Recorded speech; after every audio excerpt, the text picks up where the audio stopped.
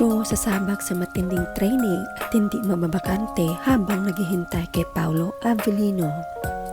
Hindi maging nga mababakante si Kim Cho habang naghihintay sa pagbabalik ng ka-love team niya si Paolo Avellino na nasa bansang France ngayon. Si Paolo para sa shoot ng isang acting projects na pagsasamahan nila ni Nadine Lostre. Isang buwan mawawala si Paolo para sa project. Ibinahagi nilang solid ng Kim Pao ang paging absent na kanina nung time show sa Inasya. Nakasalang raw kasi si Kim sa isang bagong endorsement shoot. Ayon sa post ng isang fan account sa X-Media, tinatapos raw ni Kim ang mga shoots nito bago nito simulan ang iba pa niyang mga schedules. Kamakailan lang sunod-sunod ang photoshoot ni Kim na ayon sa kanyang mga tagahanga ay bagong ad promo sa mga produktong ini-endorso nito. Sa loob ng isang buwan, babrasuhin ni Kim ang lahat ng kanyang mga ganap bukod sa everyday show nito at ang negosyo niya. Pagbalik ni Paolo, saka naman nila asikasuhin ang rehearsal para sa Kim Pao Love World Tour. Nailatag na ang bali-balitang bagong project ng Kim Pao kung saan sasalang sa training si Kim.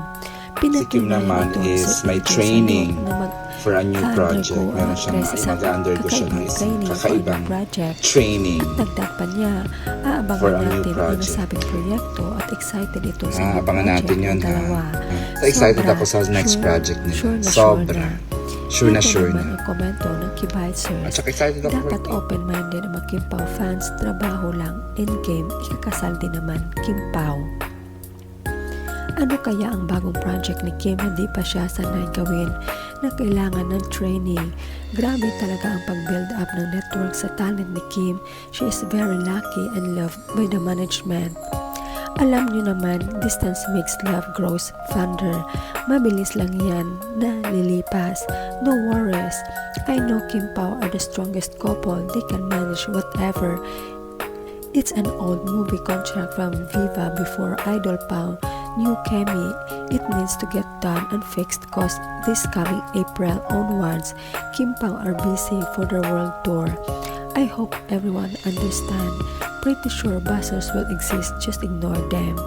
Professionalism is the key to be in the movie industry.